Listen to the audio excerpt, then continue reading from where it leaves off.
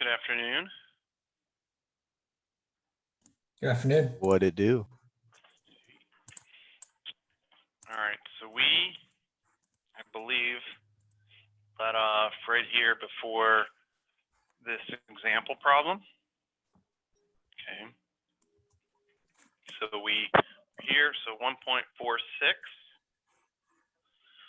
furnace for processing semiconductor materials is formed by a silicon carbide chamber that is zone heated on the top section, cooled in the lower section.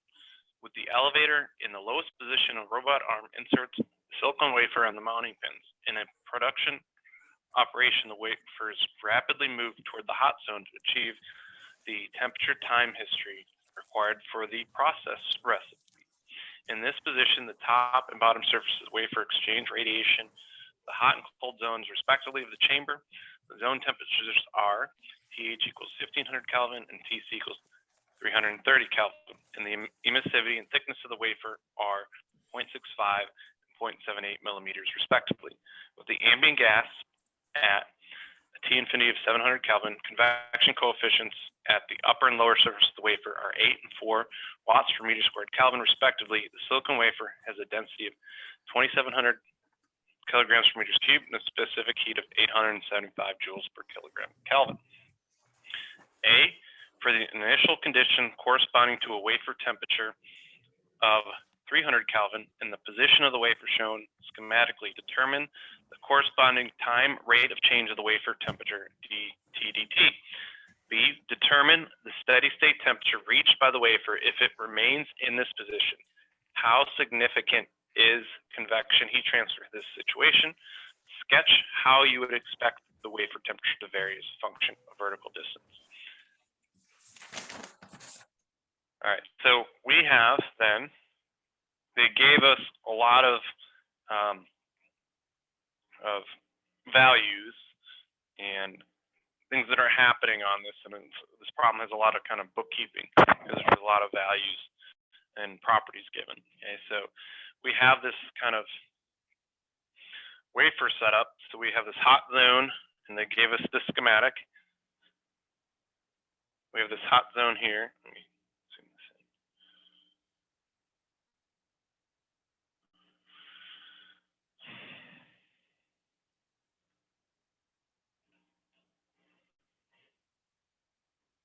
Where am I missing this? Why is it? Oh. There it is. Okay. All right, so we have a hot zone and a cold zone, right? This elevator kind of, you put the silicon wafer on it, which you see right here, okay, and then they move it up, right? They can move it to get a certain temperature profile. The first part of the problem is just looking for it, you know, right in this position right here on the elevator. So it's right there at that location, okay? So they want at that location the initial rate of change of the wafer temperature, and then part B, the steady state temperature, okay?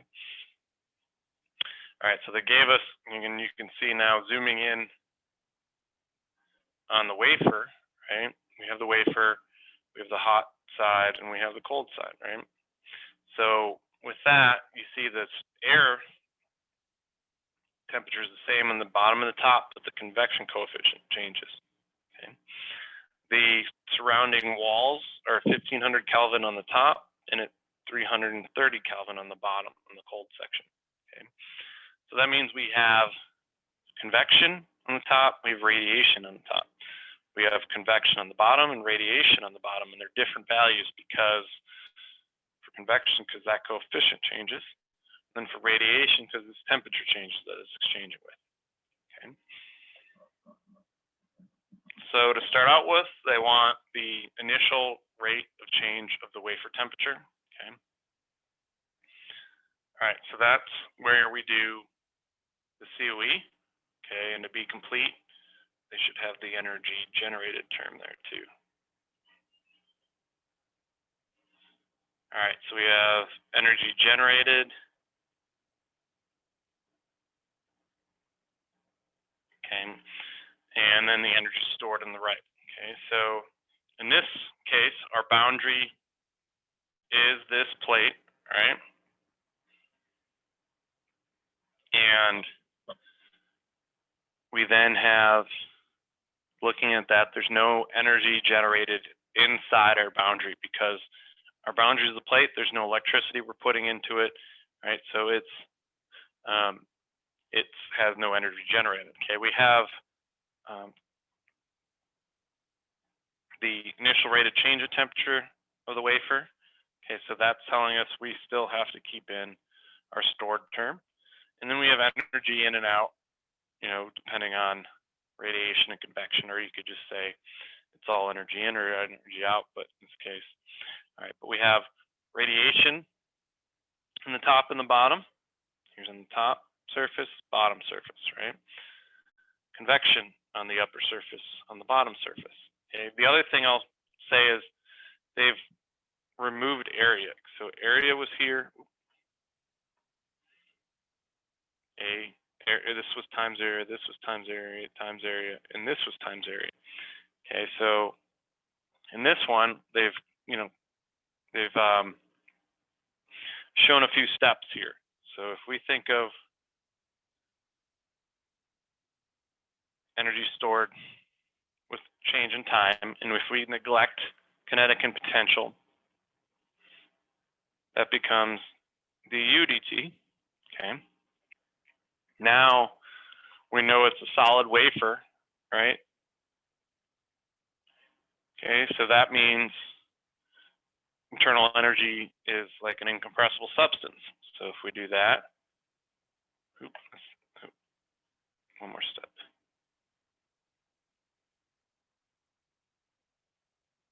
We have this, right? Okay, if we mass, we say mass isn't changing, so that can come out of the change. So it's constant mass. And we also say we can get mass from density times volume. And then that means we only have the change in lowercase internal energy. And if it's incompressible, that's just from temperature. Okay, and CP, right? We had C delta T, right? When we have an incompressible substance. Okay, so this is from mass, and this is from change in lowercase internal energy with respect to time, right? All right, so that's what we have over here, except they only have D, and D is the thickness of the wafer, you see right here. So that's because surface area is removed. Again, this would have surface area on this side, and volume would just be, in this case, D, that thickness times the surface area would be the volume of the wafer. And we've already times, looks like change in volume, but it would be, let's say, area, D. All right, so, but the area term got canceled out because it's in every term because it's a plane wall, so that area is the same.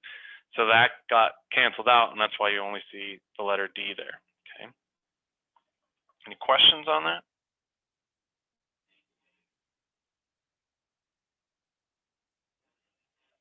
Okay, so part A, we're looking for that initial time rate of change.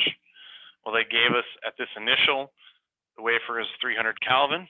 Okay, so that means we have the wafer temperature at this, right? And they actually give us everything else. They give us the surrounding temperature, the hot zone, cold zone. We have the wafer temperature. We have the emissivity. We have the Stefan-Boltzmann constant, convection, upper, lower, density, specific heat, and that thickness, D. So the only unknown then is this change in wafer temperature with respect to time that they're asking us for. So that's what you see, all these things substituted, and we get this at the initial condition. It's going to be changing 104 degrees Kelvin per second.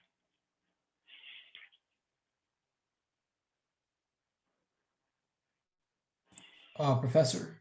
Yes. I kind of got lost earlier on. So where exactly do we get the rho C D D T W D T from? It's all from this.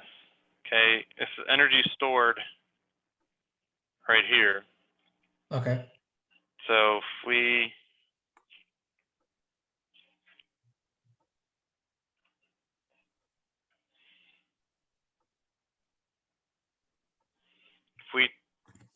say there's neglect, kinetic, and potential,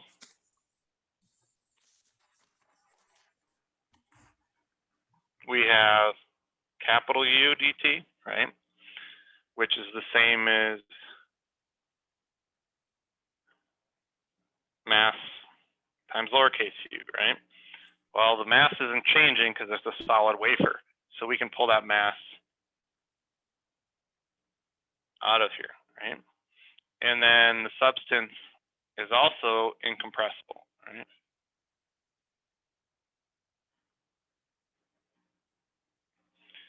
And then that means we can have specific heat time temperature tell us what that internal energy is. And if we assume the specific heat's not changing with time or temperature, then we have mass C. Okay, and then you replaced mass with rho VD. Okay, Yeah. that makes more We have sense. that, and now volume is, in this case, the Area times air the times, yeah, depth of it. Okay, and then areas all cancel out. Okay, that makes sense. yeah. Okay, and that's a common thing of, if we have a solid, these solutions will jump to this. Okay, so, and we'll do that a lot in heat transfer, have a solid we're looking at, and that's what this plate is. So they jump to this incompressible one. And then the other part is, if we have a plain wall, which is what this wafer is, right? Then they'll jump to using heat fluxes and kind of cancel off the areas already. You don't have to do that jump. You can keep the areas in and then cancel it yourself to show that step. Okay.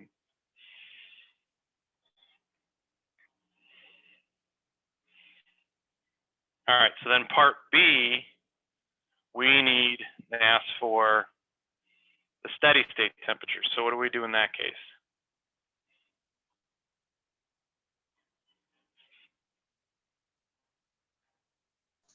The DE would be equal to 0. Yeah, so this whole term on the right is just 0. There's no energy change with respect to time inside our system, so no energy stored change. So that's 0. So now you're solving for the wafer, right? So it's after enough time has gone on. So what is this wafer's temperature? Okay, so you're just left with the radiation terms and the convection equal to 0. Okay, and that's what you see here. Solving for the wafer temperature, you get 1251. Okay. Other times this is going to have to be used with like a solver or iterative solve, because when you have radiation, you have temperature of the fourth, which makes things fun, right? All right, so we get 1251 when it reaches steady state. And then the other part that they wanted us to kind of do, but I'm not going to go into great lengths on this, is, it has this elevator where you can move it up and down the wafer, right? So, down here it'd be more in the cold zone, or it can be all the way up in the, the hot zone. And they kind of looked at, and that's what you see here, is what's the temperature, right, as you're changing that elevation. And you're in the top zone, and then as you move it down more towards the cold temperature of the cold zone. Okay? Right here is that point where we solved. Oh, all right, 1.50.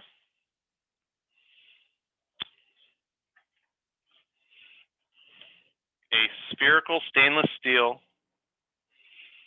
AISI. Actually, let me double check if I did something beforehand.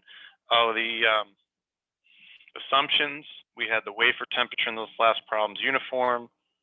Hot and cold is uniform. The other one is we had the small, this is the one I really wanted to mention, small wafer in a large enclosure, right, with the radiation and the absorptivity is equal to emissivity. And then we neglected the heat losses from the wafer to the pin holder. So from right here, that there's no heat transfer into those little holders.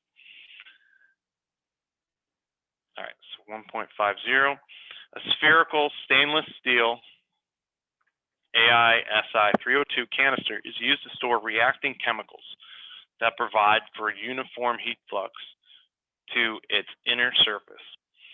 The canister is suddenly submerged in a liquid bath of temperature T infinity, so the fluid is less than the initial temperature, where Ti is the initial temperature of the canister wall. Assuming, so part A, so they give us a schematic with a lot of properties given. You see it on the screen. They give us that. So it's got a lot of stuff given to us in that schematic. Part A is assuming negligible temperature gradients in the canister wall and a constant heat flux, develop an equation that governs the variation of the wall temperature with time during the transient process. What is the initial rate of change of the wall temperature if the heat flux on the inner wall is equal to 10 to the 5th watts per meter squared? Part B is what is the steady state temperature of the wall? And then part C is more of a parametric study. They're just varying the convection coefficient and looking at varying the convection coefficient and kind of looking at when boiling would happen. Okay, so it's just kind of a parametric study and change this value, what happens. Okay, all right, so we have this schematic given to us. Right, we have this canister reacting substance in the middle. We have, they give us T infinity and convection coefficient on the outside. We have properties of the canister wall, okay, and radiuses. So part A is that initial rate of change, right? And then part B is our steady state temperature, C, effective convection, okay?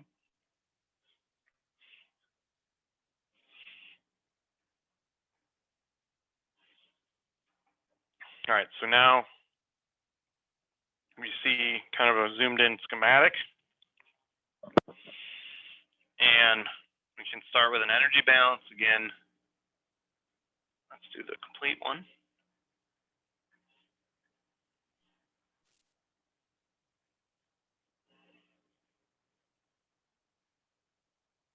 All right, so Professor, what problem is this one?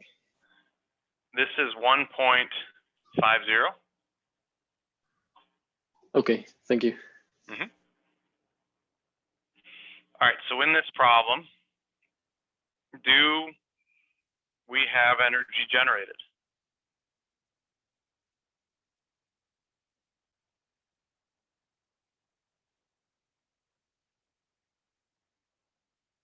So energy generated is if there's energy being generated within our boundary. So in this case, no. No, so it isn't, okay? Because we're just looking at the canister wall, right? So our boundary's here. So there's no energy being generated right here, okay?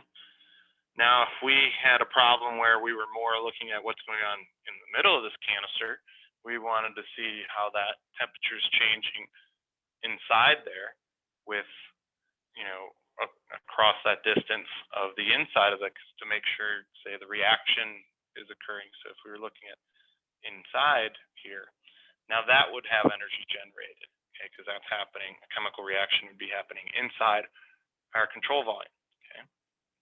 But in this case, it's just a heat flux. We don't have to think of it as generated, so there's no generated, okay? All right, so then we have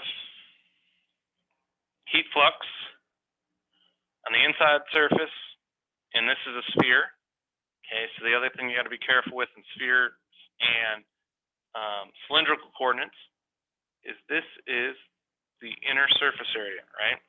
That this heat flux is just being put on that inner surface.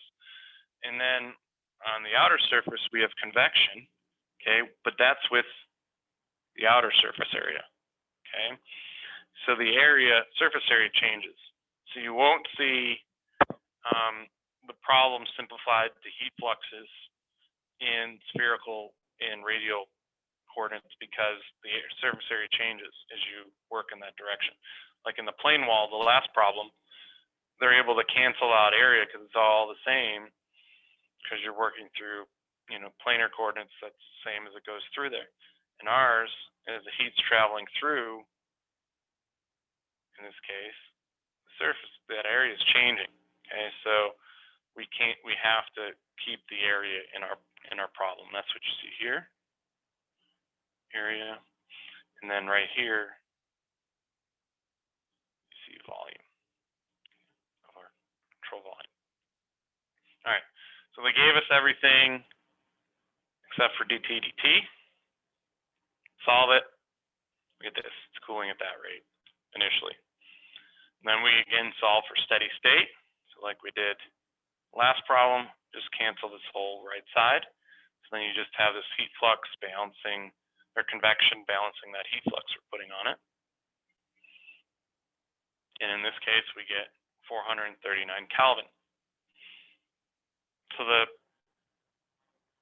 part C wanted just to vary the convection coefficient and just keep calculating a temperature of the canister. Okay, and they basically plot it, right? We have 439, so ours is, you know, our problem might be over here somewhere, temperature. Okay, it might be that point right there. Okay, so we're 1 point, and if the convection coefficient is increased or decreased, we see the temperature. And in heat transfer, that's kind of what we're looking at. So in this case, we have a canister. We want to make sure it's not going to melt, right? Whatever we're made out of, in this case, it's stainless steel. So we want to make sure we're not going to melt, and we're not actually going to melt in this one. Okay, so we don't have to worry about melting for this case. And then also the other part that they ask about is if there's going to be boiling, right? And that you want to try to avoid in this case, and because the convection coefficient can start changing rapidly in that situation and have to solve for it differently. It could drop the convection coefficient by a lot in the case where you get boiling. So that means we want to keep it from boiling on the outside surface. And that's where, you know, they say for greater than that, we'll have boiling. So we would want to keep, you know, convection coefficient to keep the temperature blowing.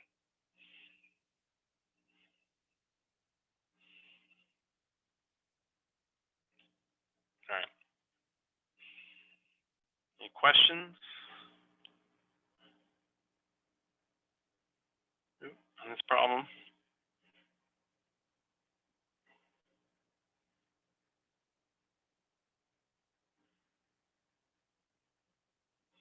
All right. So this kind of parametric study you see here is really good in design problems, or say senior design or something like that, where you want to see if you change a length, what's going to happen, or you change, you know, the volume of something, what's going to happen, or you change a convection coefficient. So vary a parameter that you have control of, vary it to see what, you know, your temperature changes. So it's a very useful kind of method in design problems to do something along this of what you have to control in your design.